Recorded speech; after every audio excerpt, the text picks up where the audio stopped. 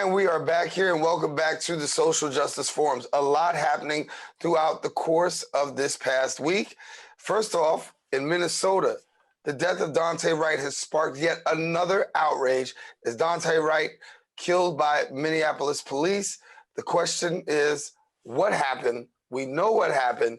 Now, what happens from here? In addition to that, Georgia state lawmakers have overhauled its existing election protocols last month with the passage of a law, including restrictions, which some activists say they haven't seen since the Jim Crow era. Georgia's new Election Integrity Act has important provisions which will unfairly restrict the rights of people to vote legally, securely, and safely. Now, while the law expands access to voting in some ways, such as lengthening times for early voting in the general election, it also erects new unnecessary hurdles. These laws will disproportionately harm Black, Brown, as well as Native American voters. Joining me now to share more details on the matter, I'm joined by the former vice chair of the Democratic National Committee, Michael Blake. And Mike, good to have you. Always good to be with you, D. Hey, let's first get at it. And I want to talk, let me take our attention before we talk about voting to the matter that everybody in America is talking about right now, the death of Daunte Wright. Your reaction to what you saw on video? I've been emotional. Been very emotional about it. I've been trying to really understand and put into words what we watched. You were stopped for air fresheners. You were held for a warrant that shouldn't have existed. You were on the call with your mom to let her know that you're making moves to your brother's house, and the next time she gets a call on FaceTime, it's from your girlfriend to say that you've been shot by the police. How can you feel safe as a Black man in America? And he was 20 years old. He was a kid. He was a kid. And when you think about that could happen while in the midst of the George Floyd saga, which I want to be very clear, is the Derek Chauvin trial, not the George Floyd trial. And then you see the video that comes out about a U.S. Army lieutenant in Virginia, which that was in December, being treated in that way. It all becomes overly emotional. So Daren, the reality is, in the conversation I've been having the last few days, it's been very tough because it is a reminder of anti-Blackness and the notion of people feeling that Black men are undervalued and do not count and do not matter. But it is a further reminder that we have to turn this pain into promise, this pain into progress. And there have to be changes with policies. Chauvin has to be convicted. There have to be true accountability that happens with our criminal justice system. And then we have to find ways to demonstrate that we have to go further in all of our cities. Where do you think we would be without the emergence of videotape? It was Will Smith who said, it's not that it hasn't happened, it's just it's being filmed. Well, you think about Will Smith and the reality of film, and kudos to him and taking the movie out of Georgia for called Emancipation because of their restrictions and the laws they've put there. You know, look, Emmett Till was not the first Emmett Till. It might have been just the one that we've seen. George Floyd and Breonna Taylor and Daunte Wright and et cetera, they're not the first. It's what we're seeing. But it doesn't make it easier. In many ways, it may make it harder. And to our non-Black friends, we are not looking for saviors. We're looking for allies. In this moment, as you're watching this, if you are able to watch what you have seen and say nothing and not demand changes and not to be further in the struggle, your silence is showing that you are compliant with this all. And this is that time for reflection. You know, maybe these cameras are showing you what people are having within their inner souls. that you haven't seen before. And it requires a reckoning and a reform like never before. And Daren, I think very concretely, as we saw during the civil rights movement and before, when these moments happened, it necessitated legislative changes and people being held accountable economically and through the criminal justice system. And this is the same now. If you would stop killing us, we wouldn't be asking you to prosecute others. I want to talk about that for a real quick moment. New York State does have stricter gun laws than most of the country. Where can we do better in the area of gun reform? Well, quite frankly, people shouldn't be able to transport guns in any high capacity at all. There's no real good reason why there should be assault weapons anywhere in the country, quite frankly. But there is the deeper reality, in my opinion. What are we doing to change the conditions in the communities in the first place so someone's not picking up a gun? If you help someone to pick up a book bag, then they're not arresting them for a dime bag. Right. And so if you help sustain and create better paying jobs and better schools and homes that don't have lead in them and running water that is fresh and the opportunity for ownership and not just renting and the opportunity of respecting our people for who we are. If you do those things, then someone's not thinking I need to pick up a gun in the first place. And too often the conversations are being rooted in let's change it on the back end. No change on the front end, the structural racism that exists in the policies and the economic conditions in our communities itself. And when you think about the dynamic of what I'm hearing now in the Daunte Wright tragedy, the notion of, well, they didn't know the difference between a taser and a gun, then you shouldn't have a damn job as a cop in the first place. And the premise is if we were to do that, not as an officer, we would be in jail. So it's not just about access to guns, it's access to justice. It's access to parity is what we're really looking for. Well, let me stay right there with you, right? I just had the conversation yesterday. I said, have you ever watched the first 48? You ever watch any of these shows? You hear people say, listen, I didn't mean to kill the person. I accidentally shot the person. The gun accidentally went off. The next thing you know, you see the next credits that come out, and the credits come out and they say, such and such was sentenced to murder in prison, doing 25 to life on accidental. The fact that somebody passes it off as an accidental discharge, first of all, language is damning all by itself, offensive in another category. And secondly, when you think about it, okay, if it happens to the average person and they have to be sentenced to life in prison, why shouldn't the same sentence, if not more, or equally, I should say, be given to a police officer? Well, but again, let's take it a step further, though, which you're right on this, Daren. If Dante was seen as a white kid, there's not a taser happening. Right. Right. And I think what's most appalling and frustrating to me is all of this is rooted in anti-Blackness. I want my Latino sister brothers to hear this and Caribbean sister brothers to hear this as well, because you are Black, as the lieutenant showed in Virginia. It is a visual. It's the CNN reporter, Omar Jimenez, who went to Northwestern like I did, came in after Afro-Latino. It is an anti-Blackness in Georgia. It is the premise of we have to change these laws because Warnock just won and we don't want him to win again and we don't want Stacey to be successful when she goes. It's an anti-Blackness. And until we are willing to be very direct about that, you cannot reform a system where persons are rooted in that. You have to hold them accountable and remove them. That's what has to change. It's not just, do you have access to more guns? Do you have access to more training?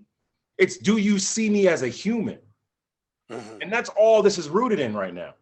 And so in this manner, I get so disgusted by people who want to apologize for racism. Well, there's other factors. No, there's not. You're racist. Period. We don't need a back and forth on this. You believe that the defense, think about this in the Derek Chauvin case. Their argument they're trying to make is, well, maybe he was on drugs and maybe he had all these other conditions. Oh, but we're just going to ignore that you had your knee on his neck, in which the medical examiners even said it was a homicide. Your superiors have said you shouldn't have done it. We're just going to, no, don't worry about that. And so all these pieces are entwined. And bringing it back to New York, we saw many policies change last year, Daren, when the George Floyd's tragedy happened. Open discovery, speedy trial, et cetera, many different elements around that. But now it's a reminder that we have to go further and that we have to change the economic and criminal justice paradigms in our communities so that we are not even wondering in the first place what's happening. Think about this, tie these all together. When too many times these instances are rooted, and stay with me, y'all, around limited money. George Floyd, check. Eric Garner, allegedly selling Lucy's. Khalif Browder.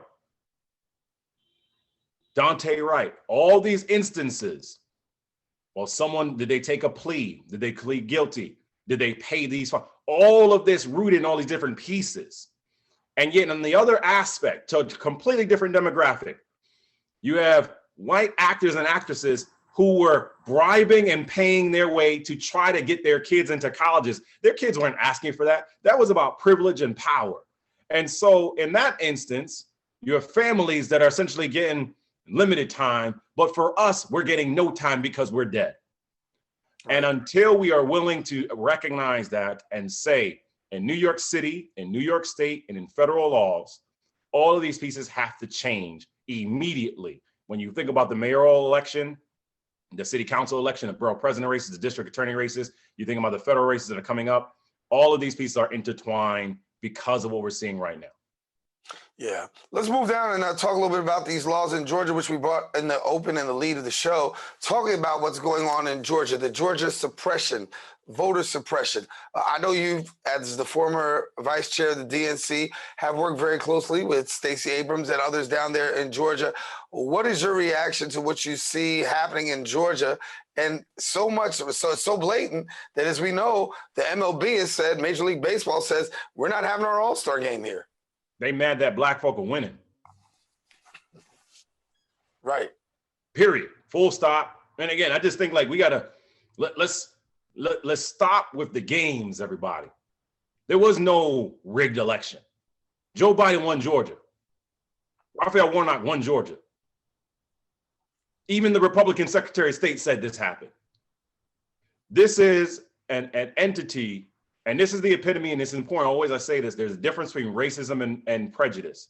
Prejudice anyone can have within their psyche. Isms are when you institutionalize it.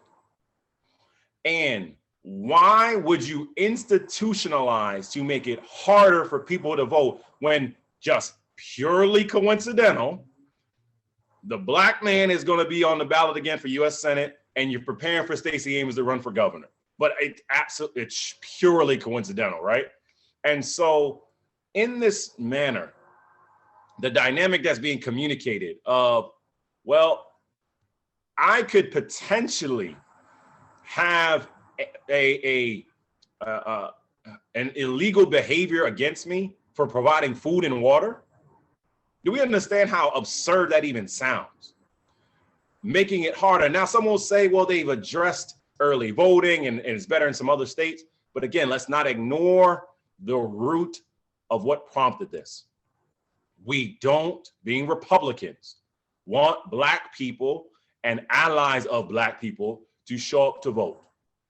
And when you think about why this is being elevated across Georgia and other states, it is the broader reality of the magnitude of 2022, Daren, because of redistricting and will happen with these federal seats and local races as well, where there is a fear of the reckoning that could happen, that you have a President Biden whose polling is still off the charts, who had an incredible successful COVID relief bill and is now moving on to infrastructure. and stating very clearly, when you do these things for the people, people will align with us, and they are afraid of Democratic victories continuing. And this is a very simple premise. They are more concerned with winning an election than you losing your life and your rights. And, the other thing about it is, when we really look at what's going on, let's put it in context here. Republicans and those in Georgia are really working hard to change these voting laws. And there's something else that's at play here. How about you change your message? How about you change how you structure? How about you do something to actually gain more voters rather than trying to steal the vote, which is what this really is all about? Well, you can't change a message when you don't believe that anyone that's not a white, straight man should have power.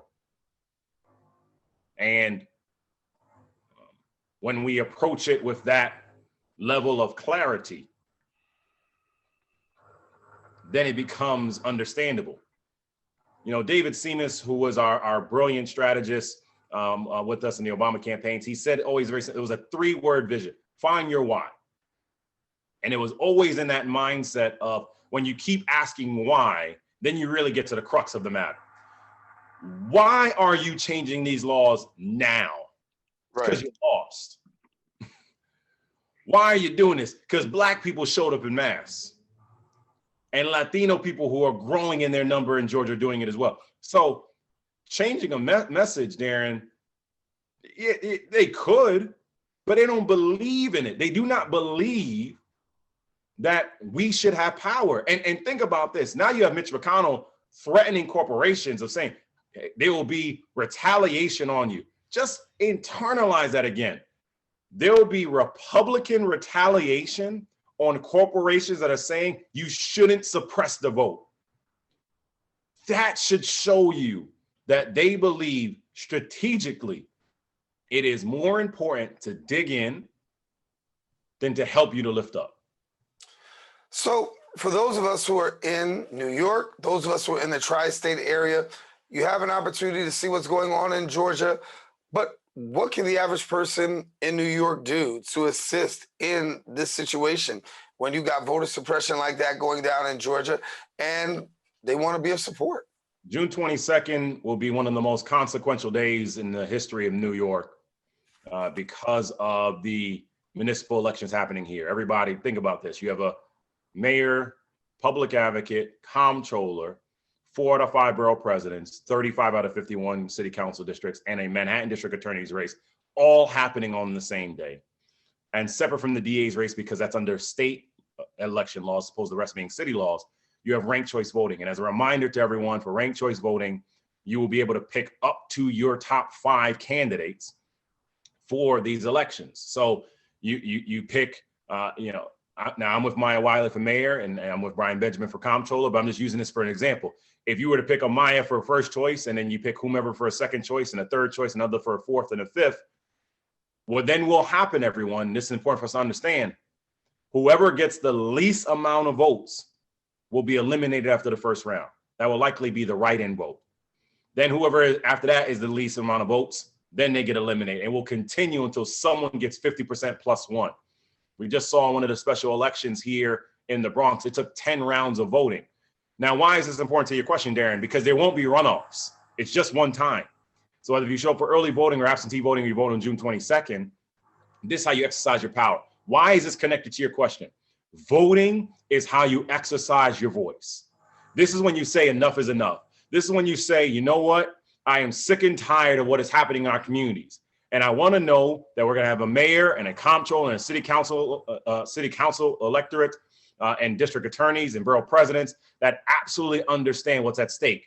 You know, for Natalia Fernandez here in the Bronx, what you're seeing in Manhattan with Dan Court and Alvin Bragg, you know, there's so many phenomenal people that at the end of the day, it is very, you cannot just say that our ancestors and our forefathers and our foremothers die for the right to vote.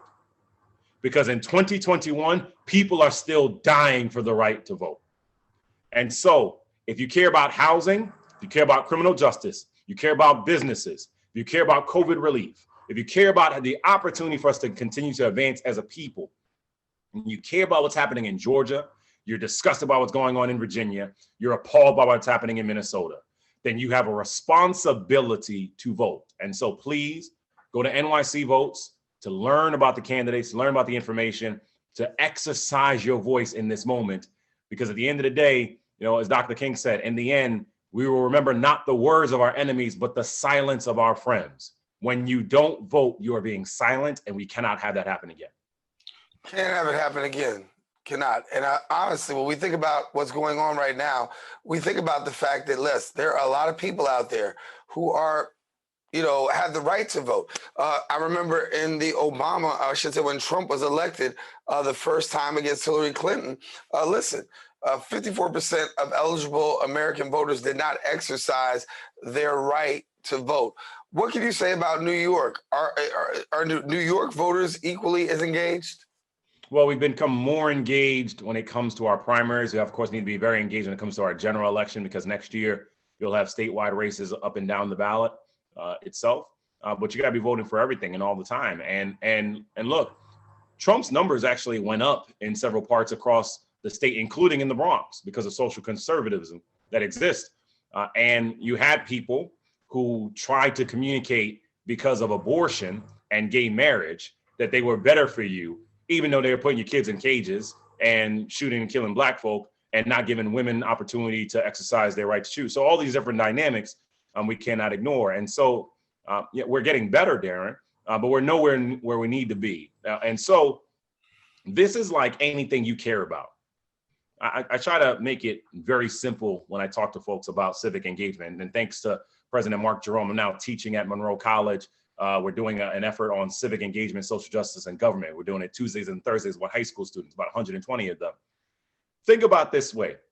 You would never tell your kid, go to high school or to college for 1 out of 4 years and then think that it's going to work for them. So why on earth would we say, you know what, go vote once every 4 years and everything's going to be fine? Right. So just internalize these things, everybody. Internalize that if you're sick, you're not thinking, man, I need the perfect doctor. And if I don't agree with every single doctor, I'm not going to go there. If you need your tire fixed, you're not going to be like, man, I need the perfect mechanic before I do these things. But when we talk about the individuals who have the greatest ability at scale to change policies to help you, we go through this exercise of where they're not the perfect candidate. There's only one perfect person in my belief, and I think Daren's same for you, and that's Jesus. Mm-hmm. And so the notion for me is, do I believe this person has the best ability to help us? And if you're a Jewish faith, you're a Muslim faith, obviously you could appreciate it in your own dynamic. But the point being made, we have a responsibility to be more engaged here in New York. And it's the reason why we're taking the steps that we are right now. And so if you want to learn about what we're doing at Monroe College locally, if you want to figure out how we're supporting different causes, there's something special that's happening. And you should see that. Don't just have the videos be about the protest. Have the videos be about us standing in lines to make sure we exercise our right to vote as well. Let me turn to tables a little bit and talk a little bit about another issue that many of us are dealing with here, and that's the issue of immigration. A lot of Bronxites have been affected by immigration and these new immigration policies that are out there. Give me your thoughts on what you see happening with immigration now. Well, very grateful for the leadership of Vice President Harris taking on this critical issue. Of course, Secretary Mayorkas and others leading as well at DHS. Look, immigration, and we've allowed this to be the case. Republicans have tried to create this as a anti-Latino and anti-Mexican premise, which is foolish and is wrong. It is racist. Unless you are a slave or a Native American, you're an immigrant, right? And so sometimes we allow this notion to exist because, again, of an anti. So to our Latino sisters and brothers, especially the Garifuna community, the work that's happening right now from the Biden-Harris administration and focusing on what are we doing in Honduras and El Salvador and Guatemala, because if I improve the conditions of, you may decide you want to stay there, which would be the case anywhere. More times people leave because they want to go for better opportunity, which is life. You get one life to live. We also got to think about immigration, whether it be for Jamaica, whether it be for Trinidad and Tobago, and the broader Caribbean region as well. Think about it from our African sisters and brothers, why we need to have a little Africa here in the Bronx. And that's been something that others have said, as I have, that we need to implement. So the policies and the vision of it, absolutely applaud. We got to do more for our dreamers, of course. But we're now in the premise where immigration should be received as a humanity issue and an issue that benefits all of us. How can you be in the Bronx and not think that our immigrant communities won't make us stronger? And so in the entity, whether it be for entrepreneurship, whether it be our community relations, whether it be for our policies, and this is where we go back again, your livelihood is impacted immensely by the policies that are being implemented. And the people that are being elected are the ones that will help you the most. What do we see by way of ICE? You know, we've heard a lot of ICE cases in the borough of the Bronx with immigration enforcement. Have we seen a relaxation? Have you heard of the relaxation of ICE in this new presidential administration, particularly here locally? Well, ICE still has a presence, and we can't ignore that reality. Does there need to be reform of ICE? Yes. Does there need to be the appreciation? And sorry if you're hearing the sound. I got all kind of construction going on. This is that 2021 Zoom. Listen, this is what we do virtually. We expect everything. I'm lucky I don't see the dog run across the back. Go ahead. Exactly. That's what how you're doing right there. When we think about what has to change, of course, there has to be changes with ICE. We had a former administration that was utterly inhumane. Now, do you need to have an element of law enforcement for any of these dynamics? Yes.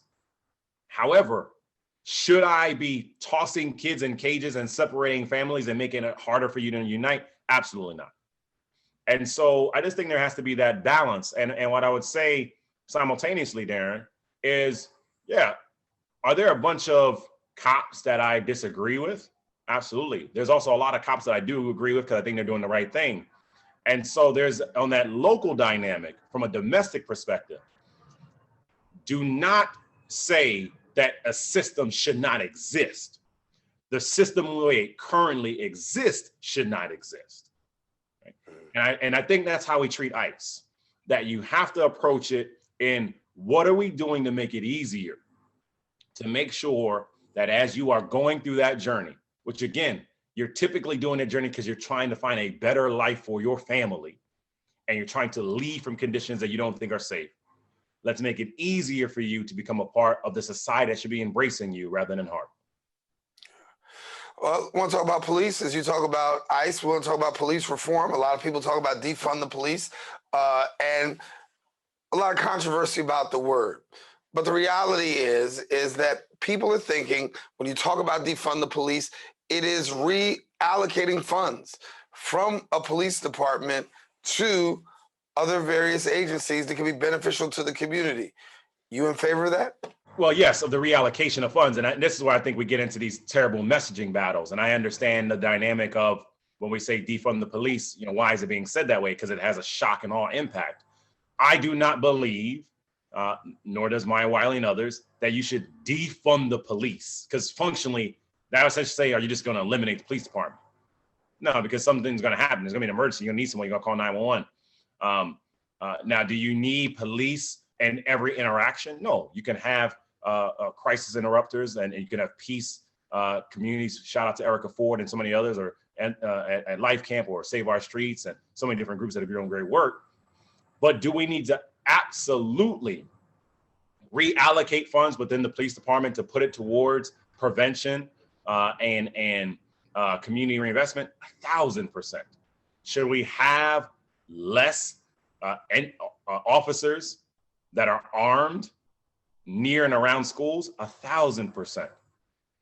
But I go back to the beginning when we were on guns, Daren. Like, at the end of the day, help me to help the communities on the front end.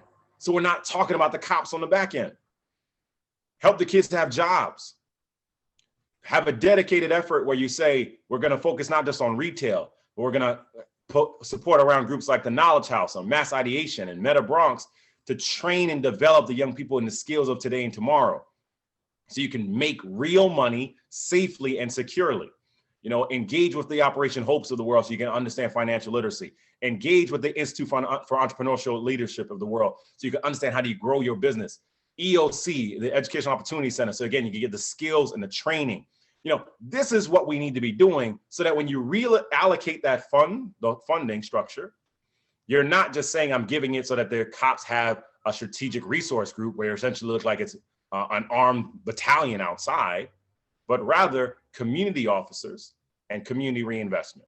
That should be our premise. And that's going to be a large decision of who gets elected in these city posts in June. When we talk about seeing, the defund the police, reallocation of funds, we know that there's also been some legislation here in New York State that's actually dealt with how police records are actually being released, the ability for us to be able to see the disciplinary records. We've heard police and those in high brass officials say, we're against that because it's a personnel matter. But even so, a judge has ruled in favor of that 50A.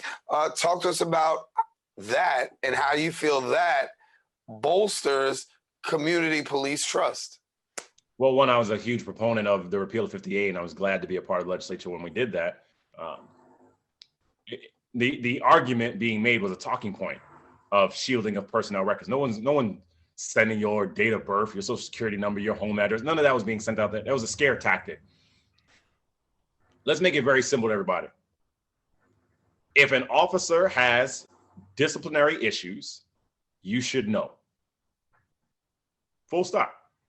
It's really not that hard when you start breaking it down to people. Like, hey, I should probably know that you've been brought up on disciplinary charges 6 times for misconduct, for whatever the reasons may be. Now, there could be a whole host of reasons as to why that occurred, but I should probably know what's happening, right? And so it will grow trust because, one, for someone who is doing all the right things, you got nothing to worry about. You have nothing to worry about, right? It's like a doctor. If the doctor's doing everything's fine, you got nothing to worry about. If you're a nonprofit, you should share your financial records. Otherwise, you got nothing to worry about. Like, to me, again, these are common sense things, right? You wouldn't want your kid to be around a teacher who has misconduct and you're not aware of those things. And so transparency is essential for growth. And so for us to have a chance to grow and develop further, we need to have better opportunities. And I appreciate you doing this, Daren, because at the end of the day, the social justice conversation to make more people aware, hey, these laws are now happening. Now let's make sure people are aware that they're happening, so that on the flip side, the bad actor will think twice. You know what? Well, hold on. If I do these things, it's going to go out there. It's going to go out there, and I'm not sure if I really want that. And so 50A is this law that's important. And all of this is a part of transparency. 50A, speedy trial, so that the clock does not stop between the defense and prosecution. When someone says, well, I need to find another witness, I need a piece of information, open discovery so that you know what the prosecution has on you when you're the defense, and vice versa.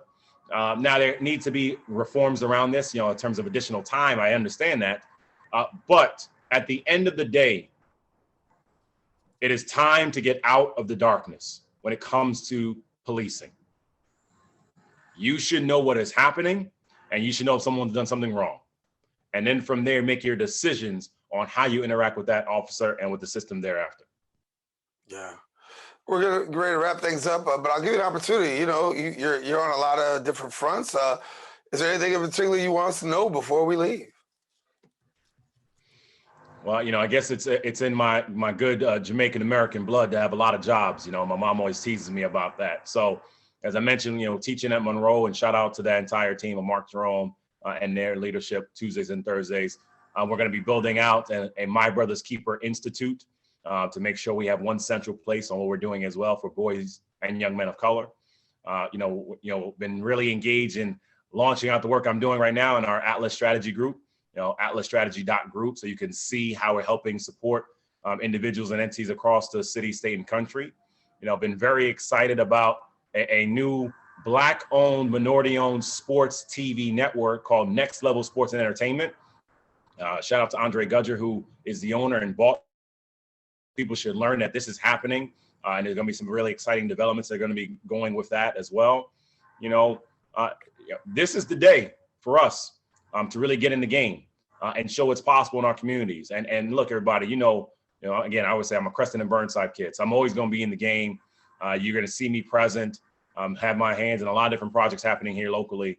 But if there's anything you can do in making sure that you exercise your voices and that you exercise your right to vote in this June election, that's the most important thing I'm asking you to do for the projects I'm a part of. Mike Blake, thank you so much for being with us here on the Social Justice Forum, and definitely a lively conversation and really insightful and informational. Thank you very much, Michael Blake. Always, Daren. Appreciate you, brother. Thank you for everything you're doing. All righty. Listen, we got to take a quick break. We got more on the Social Justice Forums. Stay with us. We're coming right back right after this.